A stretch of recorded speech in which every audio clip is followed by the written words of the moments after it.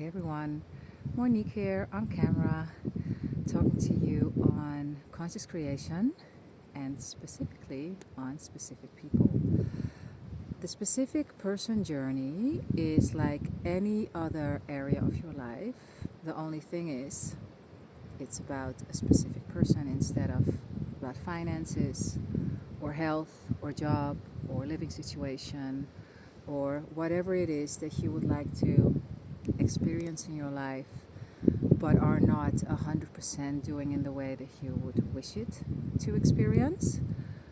So everyone has their flavor of challenge. And whatever your flavor of challenge is, nothing has gone wrong. It is your biggest teacher. So everyone that has a specific person challenge, because challenges are not problems, right? Challenges are ways that we teach ourselves where we are not yet self-sourcing, but where we are outsourcing our worth, validation, safety, feeling whole and complete, feeling chosen, wanted, beautiful, sexy, all of these things. And there's nothing wrong with that. I mean, that's just part of the human game. And I want to give you some support, obviously, but also trust that even though you do not see or experience that which you wish to experience now, because I know that we always want it yesterday or last year or last week, it will happen. Only the now is not up to you. The now has never been up to you with nothing, but with some things we have more trust than with others. And it's probably because specific people are seemingly outside of us. We pretend that it's a different person. And it is a different person, but it's not. And let me explain what I mean with that. So everyone and everything comes from us, including a specific person. And I'm talking romance here because a specific person can also be your father, your mother, your brother, your sister, your best friend. But I'm talking romance here. And somehow we place these things, these people outside of us. While when we look at health and when we look at money and when we look at job, we get it quicker that it comes from inside of us. And somehow with specific people, we're like, yeah, no, but they are their own person. Yes, they are, but here's the thing. And this comes from the teachings of Bashar, Neville Goddard, Seth. Everyone is the version of them that you call forth. Because someone else might have a completely different life experience with this person, and you will never know because you can only see your bubble of reality. You can never see someone else's bubble of reality. So whatever you are experiencing right now with regards to your specific person, it has nothing to do with they are that way. That's just how they are, and you're trying to manipulate them into behaving differently. No, as Neville said, there's nothing to change but self. And you might have heard this quote many times before, and it is true, but it's also nice when you understand how that actually works. Well, it works this way because there are so many different versions of someone, and the one that you experience is the one that shows you, and it comes from you, that shows you where you are still not looking at something that you would like to know about yourself. So that person, the romantic, either partner, wannabe partner, ex-partner, soon-to-be partner, whatever, that person, if they trigger you, if they pain you, they show you where you want to know about yourself, what you're actually thinking. So they are giving you a message about yourself. There is no, they are narcissistic, or they are avoidant, or they are um, of a certain attachment style. All of these make sense in a certain frame of reality, but that's not the game that we are playing. We are playing the game of you are a conscious creator, there's nothing to change but self, and everyone is a reflection of who you are being. So, whatever you see in front of you, it might be hurtful, and if you feel hurt, totally fine, move through it. But do understand this. At one point, you have to take responsibility for the fact that you are not working on the thing within you that shows that without you. There is nothing to change but self. Nothing. Trust me. I know. Like, I learned it in many ways.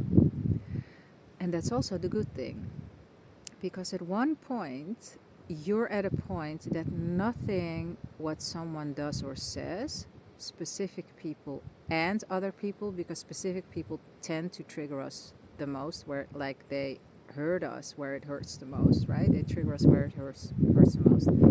So when you're able to shift yourself into another version of yourself because you extract the teaching, the vitamin out of what it is that they are showing you, then that will culminate, or that will bleed through, that is the word that I'm looking for, into all different areas in your life. So all people won't be able to kind of move you in ways that you don't want.